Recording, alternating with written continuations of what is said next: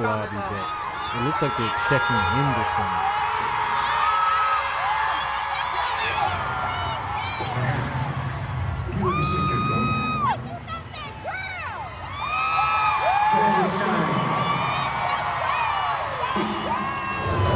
And then the all white is also, you got to pay attention to certain symbology that's going on too. With just there's the all white, certain color scheme, white and black. It's not. Look at the. Hold on. Back up. Already started. Look at the floor. What do you see? What do you see? The checkerboard Freemason floor from the gate. Floors, this is 8 through 6. Can't make that part out. Oh my God. Oh my God.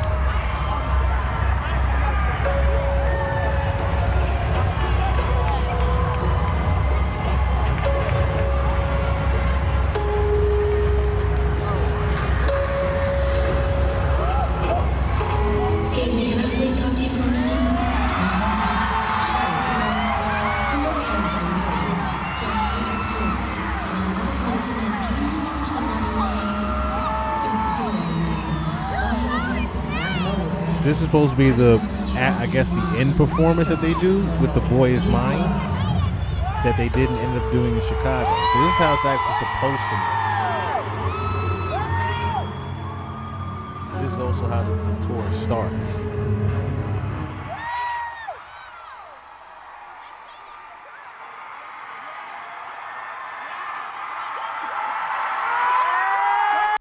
See, the elevator rising up from the ground. It's little shit that I'm starting to notice. I haven't done too much. The V that's just standing out and shining for Vendetta. 1, 2, 3, 4, 5, 6. 6-point star. 6-point star for the Baphomet.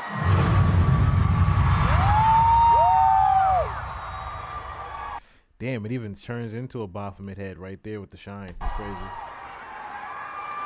Like the love, share the love. The light opens. And like I said, this is what threw me for a loop right here. Brandy's jacket is checkerboarded. Her jacket is literally Freemason checkerboarded. So it's kind of ironic that she's the one that ended up walking off the stage. Like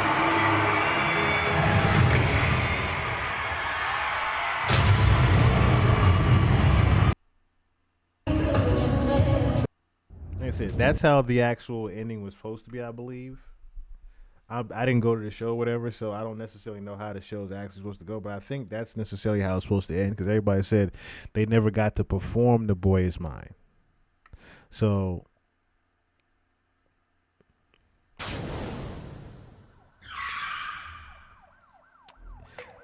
the biggest thing that's standing out to me is that this is piggybacking off of Brandy apologizes for not being this is literally piggybacking able off to of finish her Chicago concert.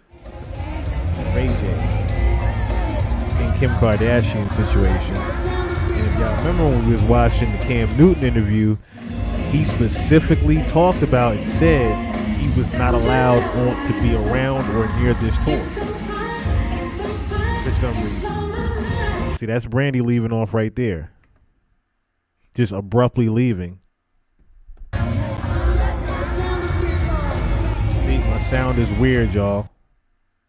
Being able to finish her Chicago concert.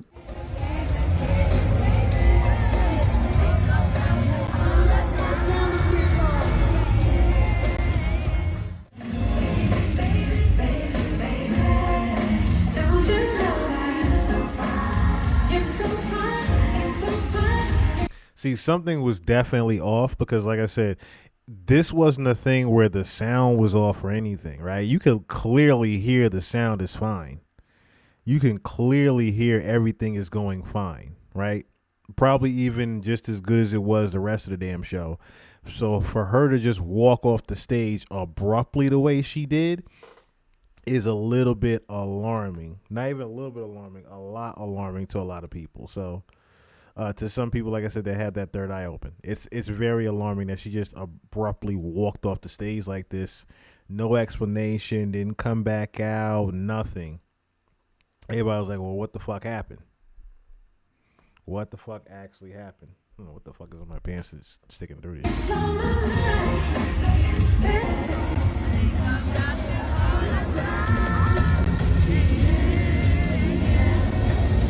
Soundboard.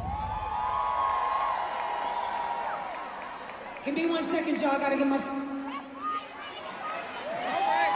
Then the mic just goes off. And this is her statement right here. So, to my dear fans in Chicago, thank you for all the overwhelming love, support, and most importantly, your prayers. See, another thing that sticks out to me is Chicago. Because I'm thinking Kanye West, Chicago, then Kim Kardashian again. Certain things, like I said, sticking out to me. I sincerely apologize for the abrupt end to last night's performance in Chicago. After weeks of nonstop rehearsals, last night I experienced dehydration and feelings of wanting to faint. Everyone involved agreed that prioritizing my well-being was the utmost importance. Now, what alarms me about that is, like I said before, this is coming right off of the whole Ray J, Kim Kardashian shit. And Ray J literally being threatened to be sued over defamation of character. On top of, we all have, our little intuitions about the Kardashians possibly also being witches. It's like certain shit I gotta keep in mind. Certain shit I have to keep in mind. Everyone's saying Kris Jenner was a witch. I've showed y'all literally how Kim Kardashian, I gotta finish a documentary too, for Patreon. I've showed y'all before with the Santa Baby video on how Kim Kardashian really gets down. Right? We went over the voodoo shit that she did with Marilyn Monroe. So then Khloe has had to address shit on like a live show about her possibly being a witch. Like, it's not a coincidence that every fucking body got the allegations of them being witches. Okay? So I sincerely apologize for the abrupt end of last night's performance in Chicago. After weeks of nonstop rehearsals last night, I experienced dehydration and feelings of wanting to faint. Everyone involved agreed that prioritizing my well-being was the utmost importance. Again, you guys saw the footage just like I did just now. Did that look like she was about to faint? Did that look like she was dehydrated?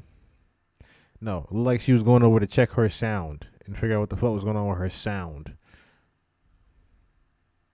I still made a decision to try and return and give it my all despite not feeling okay with having to make some adjustments and the show being very technical. Unfortunately, it was impossible to fully connect sonically with the production. I really appreciate everyone's best efforts. I'm deeply grateful to my sister Monica for stepping up with such grace, professionalism, and the entire crew for their continued care and support. I went from the arena to see a doctor nearby and have taken the proper precautions to help moving forward. Your understanding, patience, and unwavering belief mean the world to me. I look forward to returning to stage stronger and more grateful than ever alongside my girl Monica tonight in Indianapolis. Now, I don't know necessarily she performed in Indianapolis tonight. Let me look that up too, because I don't necessarily know if she actually performed in Indianapolis. Let me take a look and see. Brandy, Indianapolis. Let me see if she actually showed up. Brandy returns to stage one night after abruptly ending Chicago. So, due to dehydration.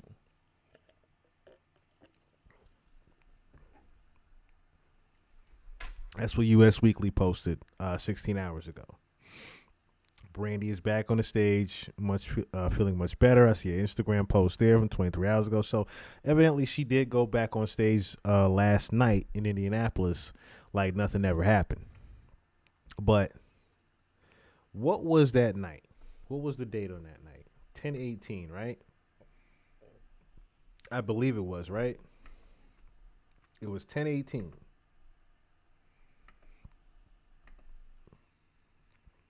I'm already looking at the numerology with the number 18 of the 666 that's right there in front of you. Now, the other thing, and then people were starting to put this together as well. Brandy.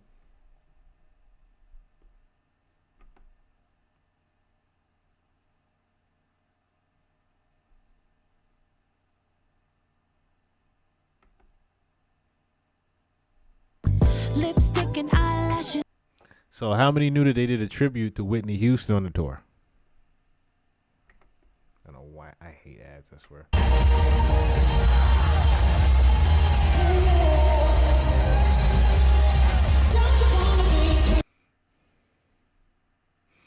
Did it sound like they're doing Somebody Dance With Me? I Want Somebody to Dance With Me by Whitney Houston. But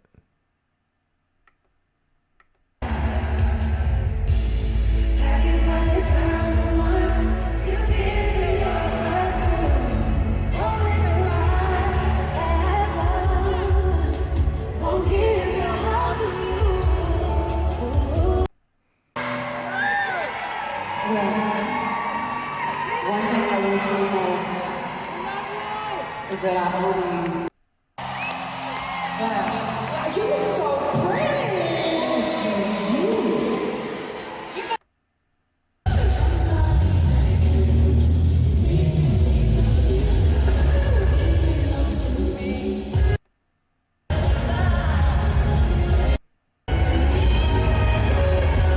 okay, well, they got more. Okay, see, I didn't see this. Wait. We gotta bring that back. We gotta bring that back.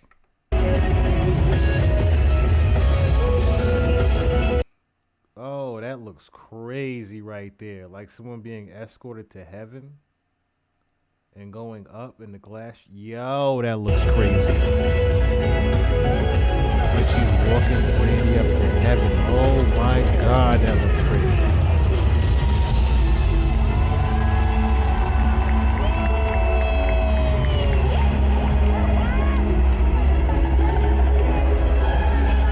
Yo, that looks crazy.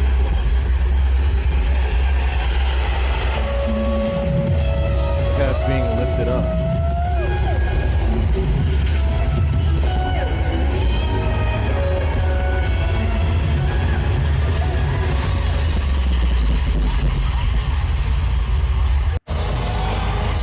Yeah, that right there. And I was saying to somebody too, I'm like, yo, something feels like because of this Ray J shit, that something is definitely going to happen to Brandy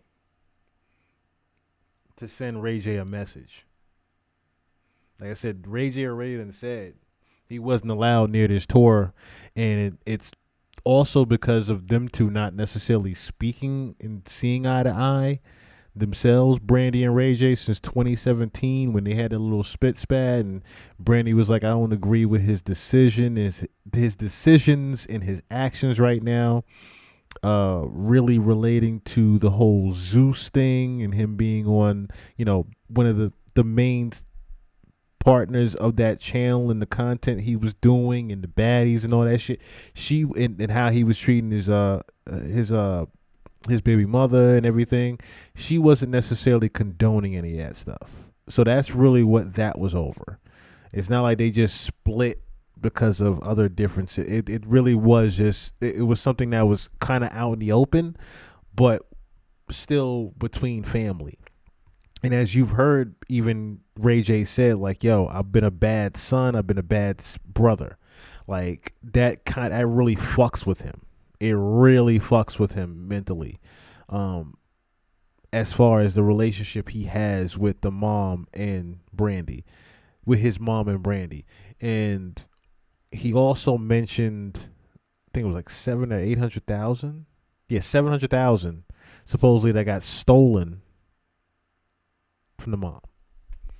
Is that what it was? I think it was 700K got stolen from her. 700K. Ray J. Yeah.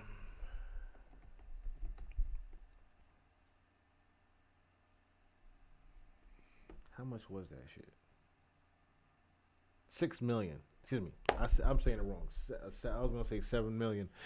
It was $6 million.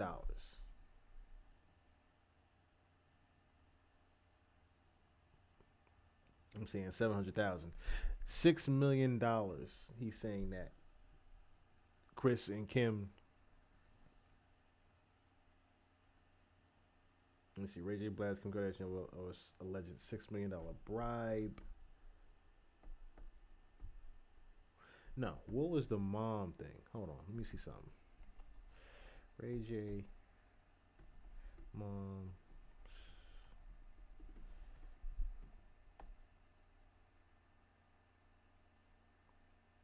Okay, yeah, that's what it was.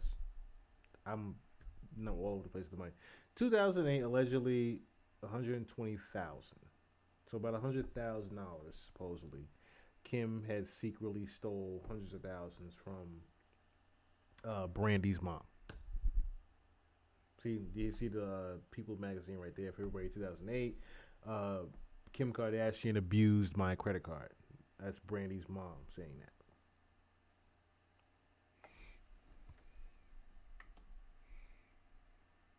And then, like I said, Ray J alleges that Kim paid him $6 million to be quiet about things, and him taking money over time to be quiet about things. And then now all of a sudden he's like, yo, I'm tired of being quiet about all this shit.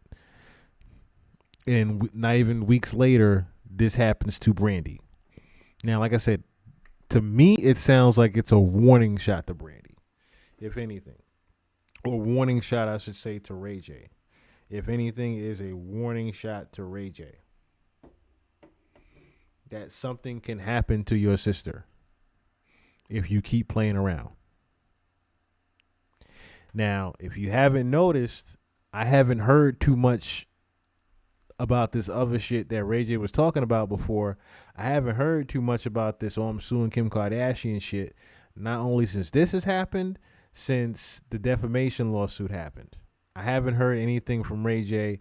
Ray J's been quiet as a church mouse ever since then. He's just been all the way quiet about this shit.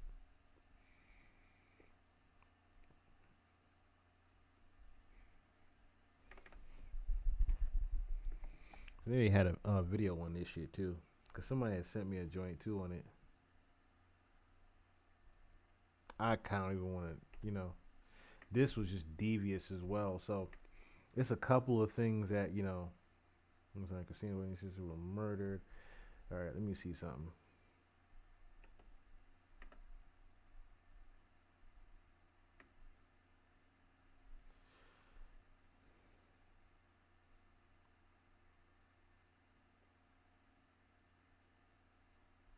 Yeah, see this right here too, the 211 album. Like, you named an album 211. Like, yeah, your birthday is 211, but Whitney Houston also died on February 11th. And a lot of people were saying that, like I said, you were into the whole. Did you guys remember the All right, let me show you a picture real quick. Remember when Brandy went against Keisha? I think it was Keisha Cole.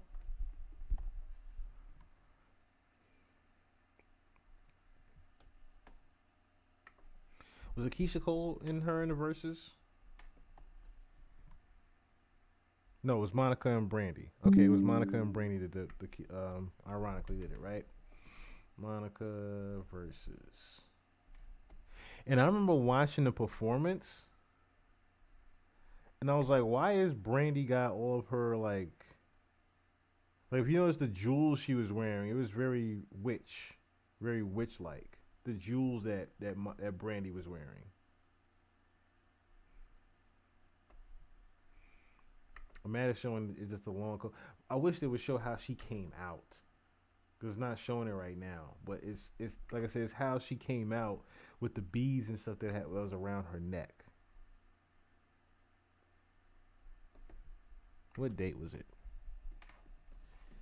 I don't think it had anything to do with that as well, but let me see what date that was. Because August 31st. I don't think it had anything to do with that. But the other ironic thing with 211 is this person. February 11th, 211.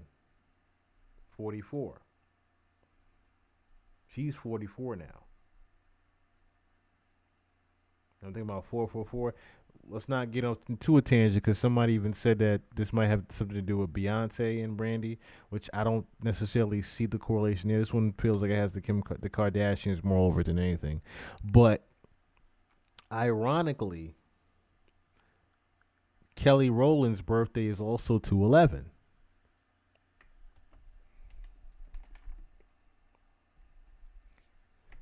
Along with Brandy's. Along with Whitney Houston's death date, who was 48. So I'm like, why is there so much numerology around this tour? Because I know y'all like, wait, well, what the fuck Kelly got to do with it, right? But those of you who don't know, Kelly is on the fucking tour.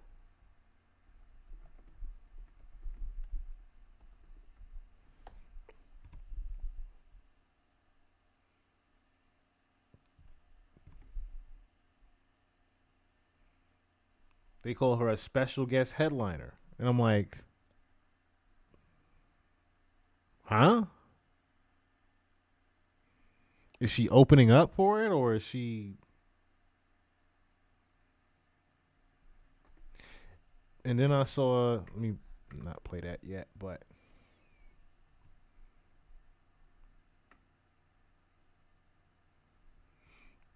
ooh, excuse me.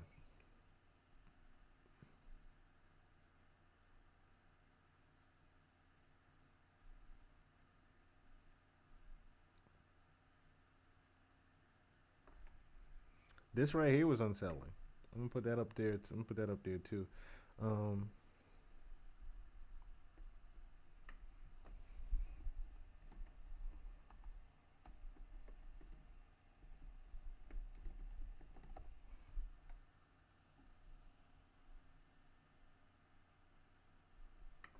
This one. And you know I'm gonna start from my verse, right?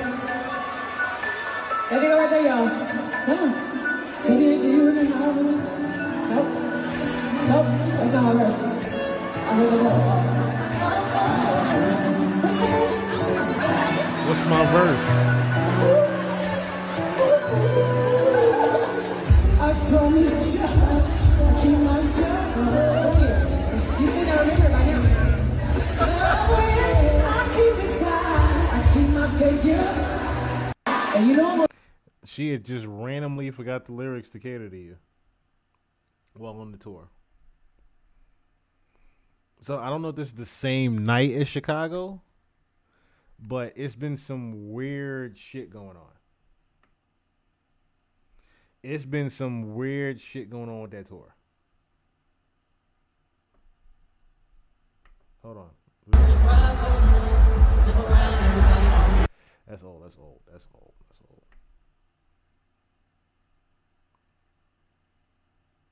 That's old. That's old. That's old.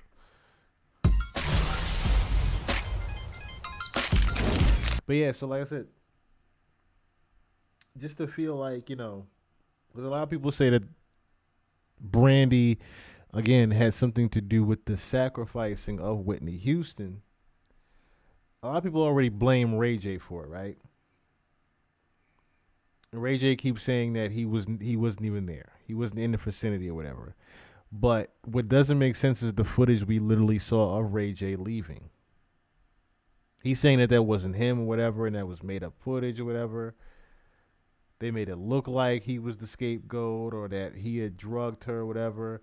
But like I said, it's kind of, unsettling that what year was that again? What year was that again? 2012, when Whitney Houston died. As you can see what date this is up here. With Brandy and Monica side by side in front of Clive fucking Davis. And look at this. Look at Monica. When she was in the audience, just reminding us, helping us with sound and doing different things today, because every time I see Whitney, I lose it because she. Now, this is why I wanted to bring this particular video up here, because like I said, this is 2 days before literally Whitney Houston died when they did this. And look what Monica's talking about. Is definitely the greatest teacher, the greatest voice of all time. And just to have her support just here today is amazing, because she's been doing this longer than we have. 30 years this year. Yeah, 30 years this year. Yeah, so just to have her support and her love, she's just like an auntie, like a big sister, and it just felt good to have her advice and everything that she gives and brings to the table here today. It was great. So many don't know how loving she really is. Yeah. She's extremely loving, and when so many things were happening in my life that weren't in favor of me reaching my full potential, she was always there pushing me. And I think that it made it feel good when she was in the audience, just reminding us, helping us with sound and doing different things today, because their expertise, hers or Mr. Davis's, can't be found anywhere else. Those are things that you learn with time and with true perfection and being around legendary people for a long amount of time. So this is the one place that we would want to reunite. I think that it just happened so perfectly, and like you said, the timing was just right. Yes. Literally, these two reunited with each other because they had beef. Remember, they had beef way back in the day. For whatever, we don't need to go back into that. These two came back together and united their friendship 2 days before Whitney Houston dies. Ironically, Whitney Houston is helping with their sound check of their performance. On the anniversary of her, I'm not going to say anniversary of her death, but in hindsight, being that it happened on the 18th, 666, in hindsight, it's kind of crazy that Brandy's supposed sound goes messed up, but she also felt faint and couldn't continue performing on October 18th. It just feels, something just feels off. And like I said, I feel like either the Kardashians said something, or maybe even if you want to go into the paranormal part of things, in the spiritual world of things, that could also even be Whitney speaking back from the grave. That something happened with Brandy's sound or whatever, or she made it look like something happened with her sound, and it was really her just not feeling well at all. Randomly. On the month of Halloween, on a date of 666, spiritually, you don't feel so well.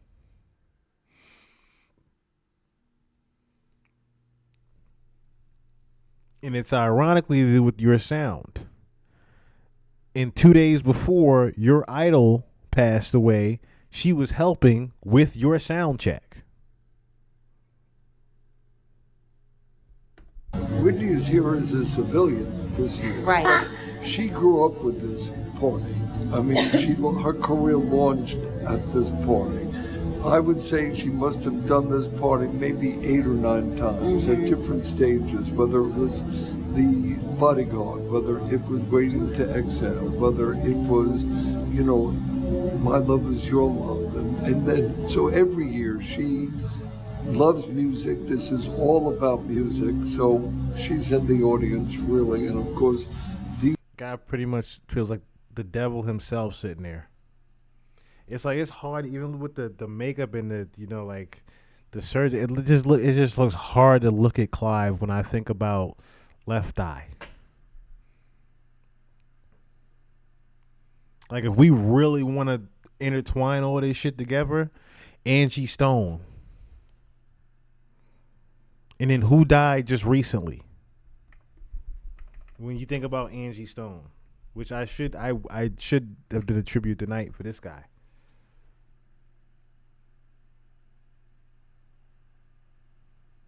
I find it really crazy that 4 days before Brandy's shit happens to her, this guy dies.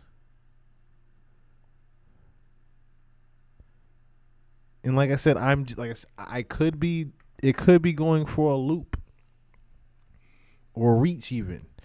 But this all just feels so spiritually connected. Like I said, Clive, everybody is saying supposedly he had something to even do with Angie's death. And we went over that and the facts that could be with that. We went over the facts that could be with Angie Stone suddenly getting hit by a fucking truck.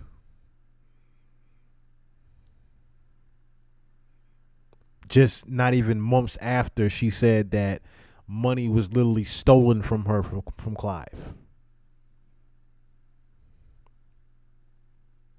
Months after she says, Angie Stone says money was stolen from her from Clive Davis, she ends up dead. In the same year, her baby daddy D'Angelo dies 4 days before Brandy shit happens.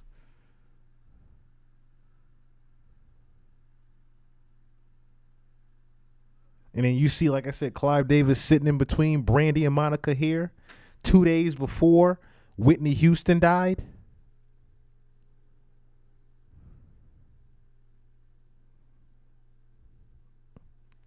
Like I said, if you've been on this channel before, you ain't new to this shit. You definitely aren't new to any of this. Ladies are very special to her, so she even came down to their rehearsal and came to give us a little pep talk as we're doing this today. Unbelievable. She was doing 2 numbers in a mother's act, so I went in, and the This number 2 just keeps sticking the fuck out. first song she sang, I knew. Just a revelation. So she lit up your life. She lit up my life. She lit up the room. I knew that I had to sign her. I was there that historic night, that party that you throw every year, and the tragic day that she died. That there were many. Why did you let the party go on? Of course, this is a personal thing, but the Grammys were the next night. You don't cancel. You turn an evening into a tribute. You did a magnificent evening. Into. Did you give a thought to canceling? Never. You never thought? Never. Did you ever think? And the family did not want me to give a thought. Didn't? No. And now that part I believe bullshit. Like, you kept partying while she was dead upstairs. And you talking about the family wouldn't have wanted you to cancel it? I believe that somebody killed my niece, just like they killed her mother. Bobby Christina Brown's aunt Leola Brown is claiming in an Inside Edition exclusive that she thinks her niece was murdered. Nick murdered Bobby Christina. When Nick gets arrested, everything will fall like dominoes. Nick Gordon has never been arrested or charged in connection with Bobby Christina's death, and he has denied any wrongdoing. Bobby was found unresponsive in a bathtub last January and was taken off life support on July. Which was crazy because she got found in a bathtub the same way Whitney did. And even the aunt is saying, yo, somebody killed my niece, just like they killed Whitney.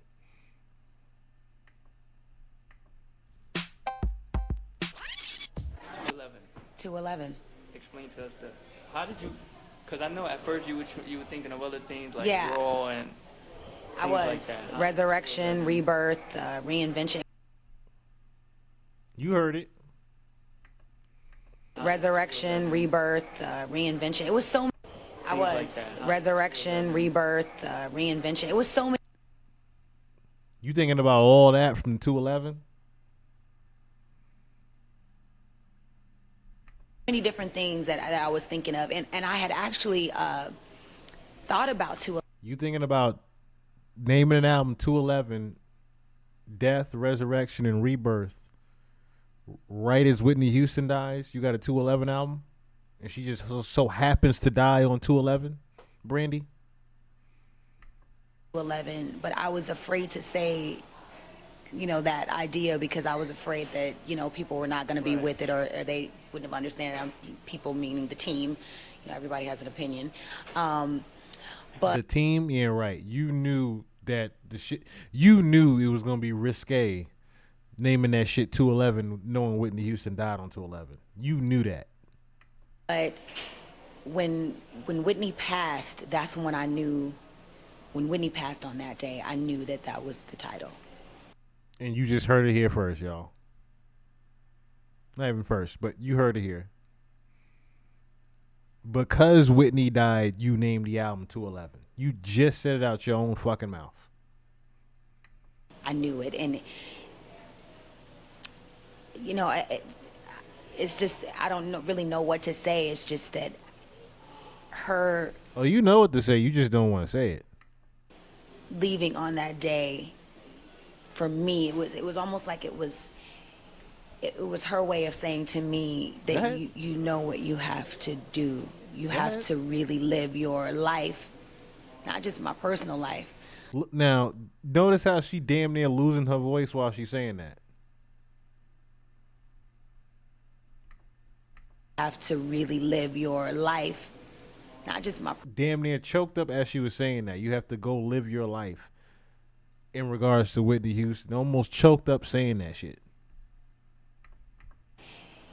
It was her way of saying to me that you know what you have to do. You have to really live your life, not just my personal life, but everything that has anything to do with music or me giving back what God has given me.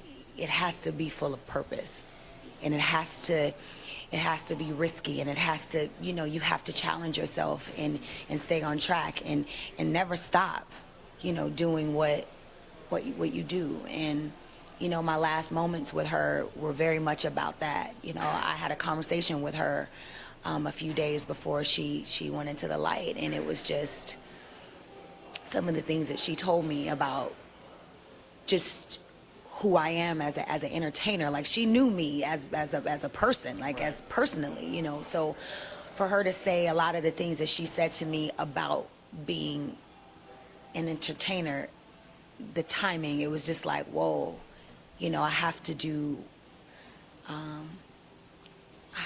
great work. I have to do great work, and everybody may not think it's great, but I have to continue to put my best foot, you know, forward. And you know, just strange things that have been happening, like, you know, that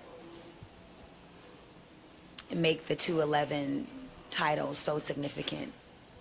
And I don't know, I just will forever be indebted to her legacy and who she was as an artist, as an entertainer. I just want to be half of that, you know. And now, the last interview we did, you mentioned your dream role to play Whitney. I know, I think it's okay. So I was looking through here trying to find